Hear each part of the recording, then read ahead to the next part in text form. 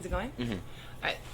Bright Eyes albums often feature various artist collaborations. How did the collaborations on these two albums come about? Well, yeah, most of the time I have a lot of friends that play music, and it's sort of natural after a while, if you both play music, to, with the way our band works, to eventually be like, well, we should play together, and that's pretty much how all the collaborations, like that's how the stuff with Nick Zenner happened. He just a friend the last couple years, and hung out a lot, and eventually decided, oh, we should play, you know, play together. And same with Jim James. Met him and played a bunch of shows with him, and was just, really into what he was doing, and I think he has a great voice, so it was pretty natural just to ask him to sing on a song. I guess the one exception would be Emmylou Harris, who, after we finished the I'm Wide Awake record, it was all done except for, I felt like there was still some harmony parts that were missing, and I sing with a lot of great girl singers, like the girls from Azure Ray and other friends, but none of their voices really was what I was hearing in my head with these songs. And in talking to Mike about it, he sort of suggested, well, why don't you just think of your number one choice of who you'd, if you could have anyone in the world, who you want to sing those parts. And so I was like, definitely Emmylou is, as far as that kind of sound is, about as good as you can get. So fortunately we knew some of the people over at None Such Records, which is her current label, and we talked to them and asked if we could pass the music along to her, and they were very helpful. And then a couple months passed, and she called back and said she really liked the songs and would love to do it. And then so Mike and I flew down there and recorded with her in Nashville, and it was just a great experience. She's totally amazing, like sweet person, and has been doing it for so long. She made it really easy, and yeah, she's just an angel. Bright Eyes has an ever-changing lineup, with you being the only consistent member. Who would be your dream additions to the band, other than Emmylou Harris? Wow, that's a tough one. I don't know. I'd have trouble naming specific people, but just as I go on, and life and meeting people, and traveling and meeting a lot of musicians, kind of, I think there's a mutual, when you like what someone does, like artistically, there's a certain attraction, and a lot of times you get along really well as people too, and so it's really natural, just I think, to add people into the fold as they come along. I don't know of specific people, but I'm definitely gonna keep meeting new people, and hopefully making, collaborating with as many people as possible. Last winter, you left Omaha and moved to New York City. How did that move affect your songwriting? Well, I think it definitely did, in the sense of wherever you're at, your environment tends to affect the way you think, and I pretty much just write songs about what's on my mind. So, I think New York is a very intoxicating place, and a lot of the songs, especially on the folk record, were written within the first 6 months or whatever when I moved here, and it's kind of like a person. I think New York City, you get to know it, and sometimes it's nice to you, and sometimes it's mean to you, and it's just has a life of its own, and I think in getting to know it, it just became kind of a muse, and so yeah, I think does a Conor Oberst song turn into a Bright Eyes song? At what point do you bring in the other musicians? And how much of that process involves Mike Mogus and his take on the song itself? Well, definitely, Mike is a big part of the way the songs come across on the recordings. To me, I think the song exists. On one hand, it exists just as a song in in its melody and its lyrics, and kind of, I guess, when I write it and how it is in my head and when I play it, by myself or whatever, and then there's like the way it exists on the recordings, which is definitely a very much a collaborative effort. A lot of times I'll record it myself and give it to Mike and kind of explain what I had in mind, and Mike's really wonderful about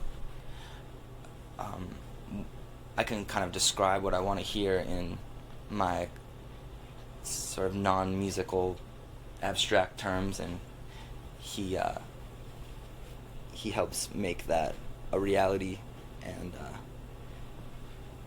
we kind of when we make the records we argue and and kind of get very obsessed with every little detail, and it's good to have someone that kind of I don't win all the arguments, that's good, and then all the other people get involved. It just depends on what they're doing, but sometimes it's parts that we've written for them ahead of time, Mike or I, or this guy Nate Walcott, who does a lot of string arrangements and stuff.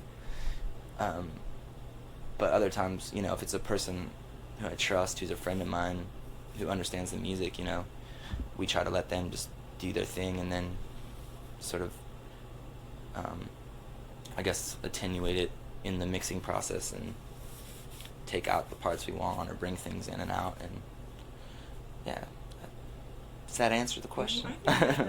Lifted was released, you received a lot of press attention.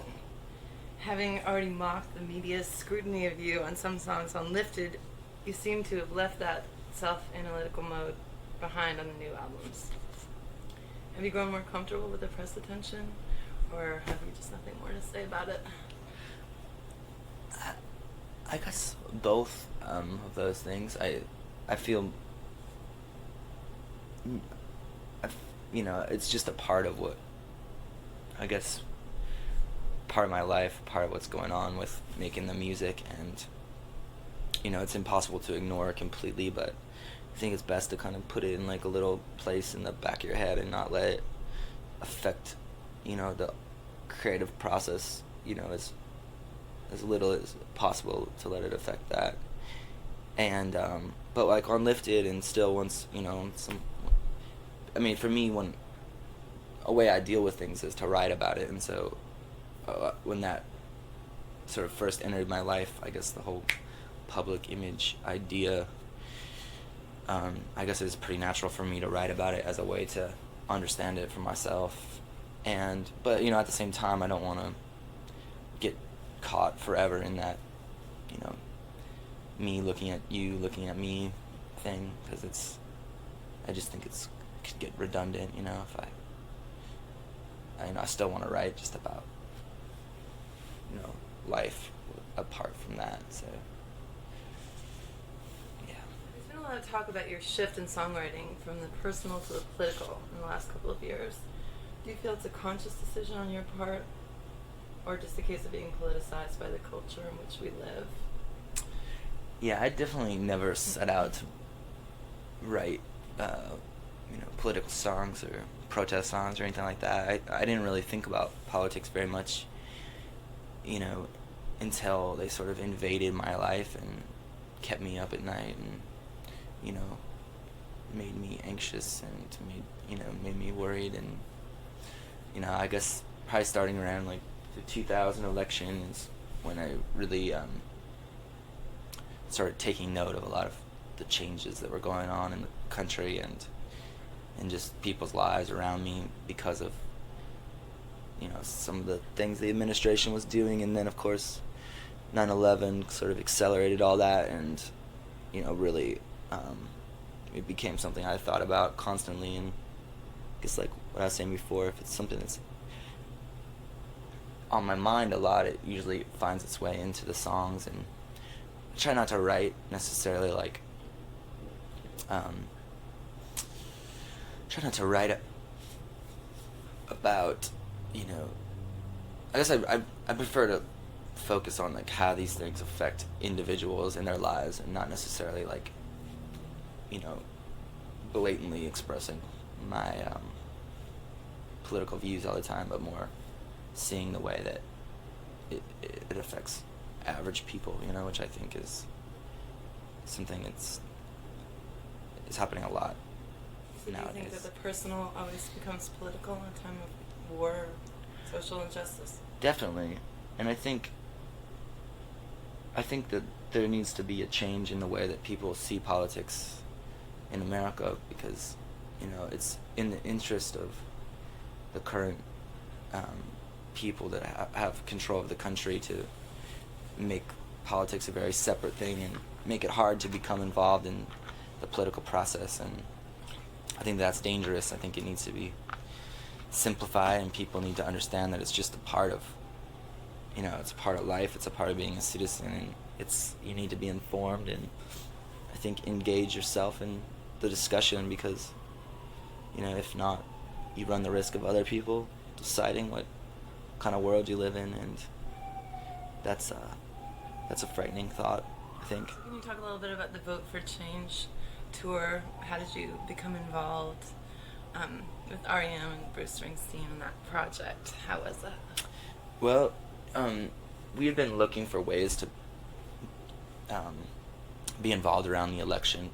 I knew I wanted to do something, and there was kind of a lot of ideas floating around, and actually it was Michael Stipe from REM that sort of brought the Vote for Change tour to my attention, and sort of said this would be a great way to participate. And to me it seemed like the most well organized and had the most potential for affecting the outcome, because of the way it was set up, you know, based on the states that were being, you know, most hotly contested. And so I felt like it made a lot of sense, and I liked how there was all different kinds of artists, and it wasn't, you know, genre specific, and, you know, it wasn't generationally specific. It was sort of a lot of people from all across the board participating.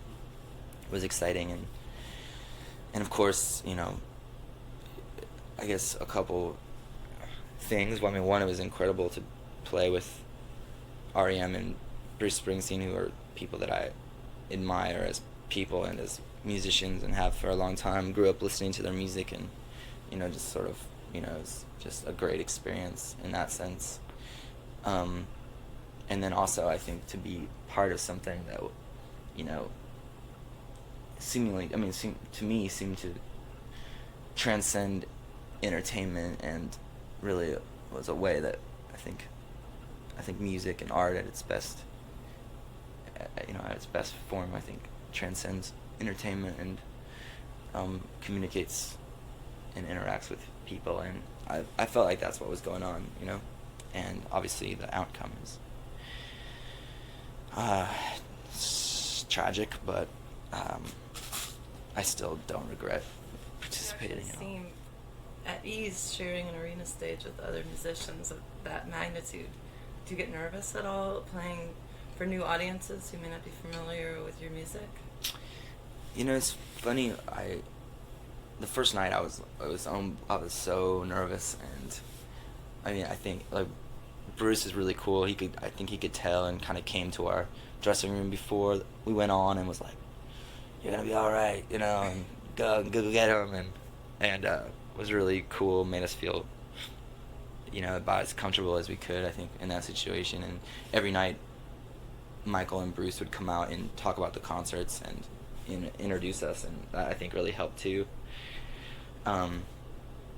But yeah, the first night, I was just terrified. I thought I was gonna have a panic attack right there on the stage, but kind of got through it, and I realized after a couple of shows, like, it's really just as weird as you want it to be, you know. I think it was really opened my eyes a lot to see, people like Bruce and John Fogerty and Neil Young popped up one night and played too, and it was just incredible to see those people that obviously make them into like this, big sort of otherworldly thing in your head, or they have this like legend status, but really at the end of the day, they're just people that get up and sing their songs for people just like, all my friends that are in bands and all the people I know that do this. It's just obviously they're affecting maybe more people when they do it, but it's still like the same thing. And it was really nice to realize that it's not it's it's not far off from what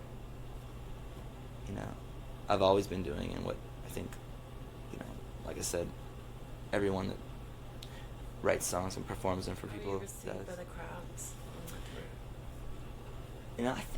I think it came off pretty well. I mean, Bruce's audience is sort of renowned for being well, they just love Bruce and they just want to see Bruce, and I think we kind of held our own, and I feel like it came across all right. Since Lifted was released, you've seen Saddle Creek Records grow from a small 2-person operation to an internationally renowned label with offices in Europe. Did you ever imagine that it could grow to the extent that it has? Not really.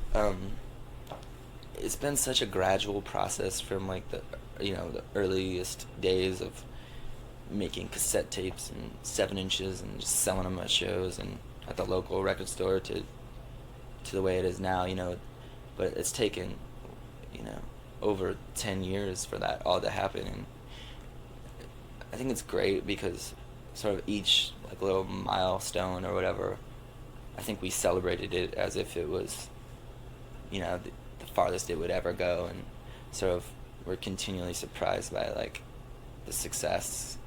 And like I said, it's just because of how gradual it has been. It's been easy, but yeah, I never really figured it would end up like this, but it's great, and I'm really proud of all my friends, Rob Nanzel and all the people that work at the office, work so hard all the time and are so like innovative with the way they approach marketing that kind of music. I think they're just really great, and obviously like all my friends that are in the other bands, Tim Casher and Ted Stevens and the Beckley brothers and all the all these, surrounded by all these incredible songwriters. It's just it's great. I can't imagine. I don't think I would have had the confidence and been able to do what I've done if I didn't have those, if I wasn't surrounded by those people that were so supportive and really it's based out of love and friendship, and that is incredibly unique in the music business world. So I feel very lucky. Kept those qualities that initially made it. Yeah, I think it has kept the qualities. I mean, obviously things have changed and more people have come on board and worked for the label, but I mean, at the end of the day, it's awesome for me to know that the people promoting my music are my friends, and they're doing it because they love me and I love them, and we've just been doing this since we were kids, and it doesn't, we all want success, we all want, there's nothing wrong with selling records, but that's not why we're doing it, and it wouldn't affect how we do it, and I think that's really, really unusual. And let's talk about great. Team Love Records. The label you started in New York. You signed Tilly and the Wall and Willie Mason. How did that label come about? And how do you come across the artists that you signed? Well, Team Love was something I do with my friend Nate Krinkle, who's also like my manager, and we run it out of New York, although all the manufacturing and distribution goes through Saddle Creek, so it's sort of a sister label to Saddle Creek. And really, the way Saddle Creek puts out music is there's a lot of people involved and everyone has to sort of agree, and it's just sort of a slow moving train when it comes to I guess releasing people outside of like the core group of songwriters. And I felt like I missed out on a couple of records that I really wish we would have released, like the M Ward record, for example. I really wanted to put that out on Saddle Creek, but it just was hard to get everyone on the same page, and eventually he went with Merge Records, which are an awesome label, and so it worked out fine for him. But just stuff like that where it's like, God, I really wish you could just move a little quicker, but at the same time I understand it. Saddle Creek belongs to all of us, and everyone needs to feel comfortable and good about what we do, and I wouldn't want to force my personal musical tastes on to them all the time, because it just wouldn't really be fair. So Team Love was a way to kind of keep expanding that umbrella and keep including more people into like the bigger family without, I guess, putting all of Saddle Creek's resources and reputation or whatever like at stake, and just like sort of do things on a little smaller scale. And so Tilling the Wall was the first release, and they're old friends of mine. Neely and Jamie and I played in bands together when I was very young, and they've always been old friends of mine. And Nick White plays piano in Bright Eyes a lot. But I just think they're an amazing band. They're like kind of pop music, boy-girl harmonies, and this real sort of deconstructed pop sound that's so joyful. And they have instead of a drummer, they have a tap dancer who taps on this sort of stage where it's metal on top and it's like hollow, and so when she taps light, it's sort of this metallic, nice light sound, and then when she stomps, it's like a bass drum, and they're just amazing live. I think anytime you put them in front of anyone, everyone just starts to smile, which is a amazing quality, I think, for a band to have. And so yeah, that was great. And then Willie Mason's an awesome songwriter from Martha's Vineyard. He's like 20 now, but it sounds like he's 60, and he's very wise and very just great tradition of sort of blues and folk, and he's just very talented. And we met him sort of through a friend, and just really fell in love with his songs. And so that was the second release. We also got our third release will be Mars Black, who's a MC from Omaha, so we're gonna have a hip-hop record, which is really cool. It's just like him and his DJ and all kind of, I don't know, old school production, and just really we're really excited about that. I think it's a great record, so hopefully be able to get that out to everyone. What do you see the future of Team Love? Well, I think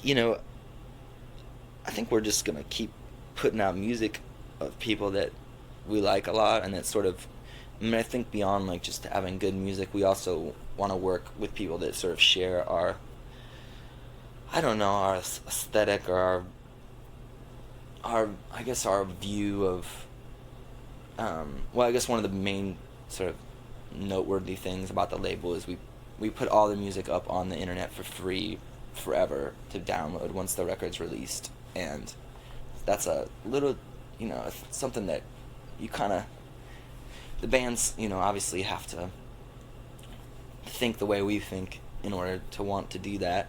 But I think for the level that a lot of the people we're working with are at, it's a completely beneficial thing, because it's just, my belief is that you give the music to the people, you don't try to suppress it or control it, you just try to get as many people to hear it as you can, and that'll come back to you in sales, maybe not, one for one, download for a record sale, but I think that, the people that love the music are gonna support it, and they're gonna go to the shows, and they're gonna, buy the records because it's just something that they eventually will want to have around or support. So I think it's gonna work. I think it's definitely working with Tilly right now, and I think it will with all the other bands, over time. You're considered outspoken about corporate media's stranglehold on the airwaves. Would you deem Team Love, the record label you co-own, that promises to give away its music online for free, a reaction to that? Do you feel like more bands and labels will join in the struggle against Clear Channel's monopoly and fight against major label bullying of kids who share music? I hope so. I don't know. I think there's a lot of people resisting the Clear Channel's monopoly and control of. Commercial radio is so unbelievably stagnant at this point. It's like, in my mind, it's just completely damaging to creativity because it encourages mediocrity and encourages, I guess, this idea that if something's a hit, you have to make something that sounds exactly like it, and really, I think is beyond even beyond the way it affects music, it's also just, I think, insane to have one company controlling, the vast, majority of the information being given to people in one country or one place. And so it's it boggles my mind that there hasn't been, action taken by the government, just as far as, antitrust laws and all that. But I guess that's off the subject. But I think, can you repeat the question? Yeah. Well, I'm curious if you think that more bands and labels would join in this struggle. What's the future of this? Well, it's hard to predict. I think part of what's happening is the success of smaller labels, right? Because right now the major labels are just, it's becoming, they're merging more and more, and they're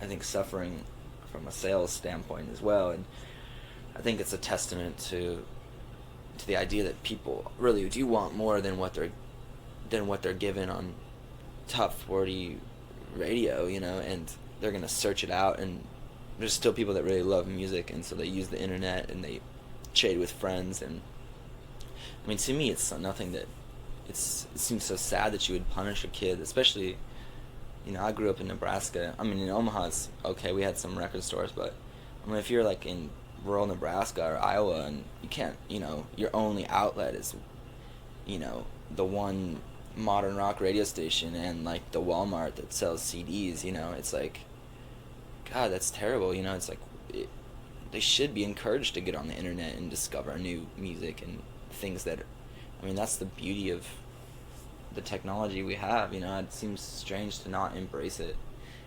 And I don't know, I hope more and more people will sort of take a similar stance, or at least, there's nothing, I don't think Clear Channel needs to be destroyed or anything. I just think there has to be other companies like that are diversifying the radio, or else it's just, I don't know, it's boring. I think anyone that listens to it knows it's boring. Do you think the average American knows what kind of control is going on through Clear Channel? I don't know. I don't know about the average American. It's obviously been written about a lot and been documented. I think that you know, it can't go on like this for much longer. They're gonna have to address it, you know. Just, I hope. I don't know. We'll see. You've toured the U.S. and Europe a number of times. What are some of your favorite cities and venues to play in? Well, my favorite cities. Oh, I mean, every town. You know, there's great things about a lot of places. Let's see. Um, we played on a little red boat in Paris a couple months ago. That was cool. I'd never played inside a boat before. I don't know. They're all kind of, you know, there's things to like and dislike about pretty much everywhere you go. But yeah, that's So you don't have like certain ones that are like certain audiences, certain towns. I like Sweden. I like Stockholm. That's a fun place. I like Glasgow in Scotland. Is another one of my favorite cities. Any one kind of venue over another, smaller versus bigger.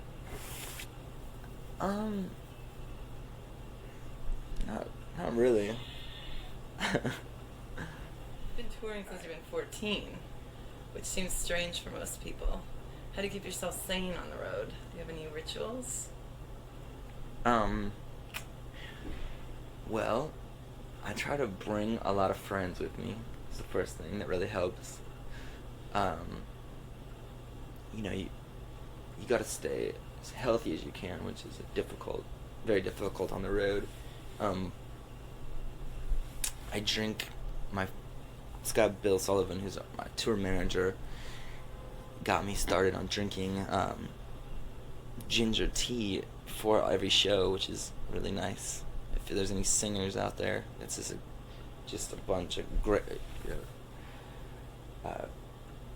up a bunch of raw ginger root and put it in hot water, and it just does wonders for the throat.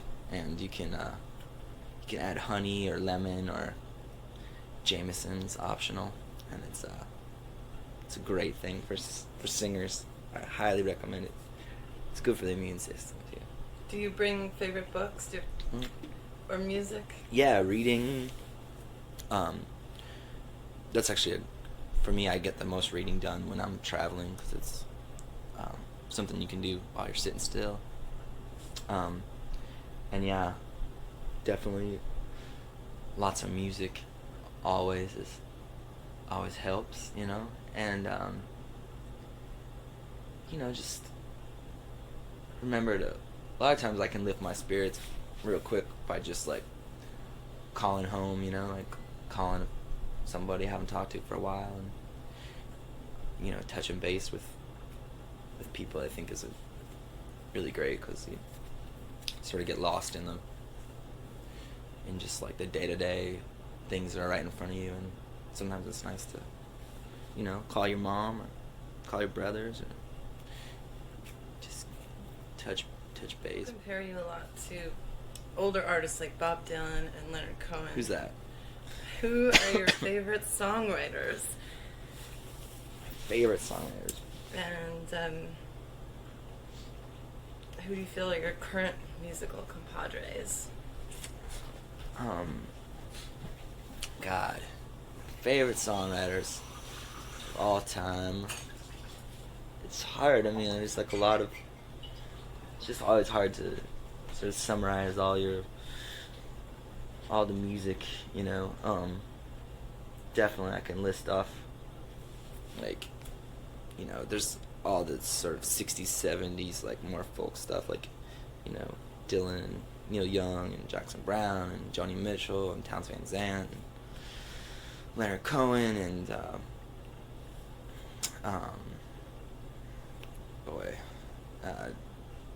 I guess all through time there's been great people. I love Louis Armstrong a lot, and you know, stuff like when I was a kid, like what my oldest brother listened to, which was like sort of 80s alternative, replacements and Pixies and Cure and Smiths and all that stuff had a big impact on me, and then kind of got into more indie rock stuff like Fugazi and Pavement and Superchunk and those kinds of things. Bjork's one of my favorites. Bruce Springsteen, Tom Waits. I don't know. It's hard. Then a lot of like my friends, like Simon Joyner, who's a folk singer from Omaha, was a big influence on me early on, and like my friends I talked about earlier, like Tim Kasher and Ted Stevens, were very real influences in the sense of like I love their songs and I can play them one of my songs and like talk about it, and that's something that you don't get to do with a lot of your heroes that are songwriters. But like I was lucky because they were two of my heroes, especially when I was just getting started, and it was great to actually be able to like interact with them and like get advice on songs and stuff like that. It's really You've always championed other artists, from Azure to Rilo Kiley, My Morning Jacket to M Ward, Tilly in the Wall, Willie Mason, Neva DeNova. Any new bands we should know about? Well, new bands. Nate likes the Magic Numbers a lot. I think they're pretty great. We're taking this band out on tour this coming up called Coco Rosie, who are cool, sort of psych folk stuff. Who else? I mean, there's always new stuff coming out. It's hard to keep up these days, but yeah, I'll have to keep thinking on that. If you could pick one of your songs to replace This Land Is Our Land and be sung by school children all across America on a regular basis, which one would you pick? Chloe, did you write this one? Jesus. I don't know. I don't. It's your last question. I don't think any of my songs are appropriate for children to sing. Yeah.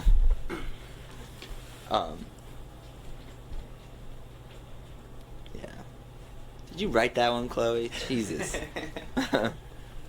that it? That's pretty good. That's it. You might want to edit that. That was a pretty terrible interview on my part, Chloe. I'm sorry. Jason's gonna edit it. Someone's gonna edit it. All right, take all the stutters out and. You want to do any of these questions again?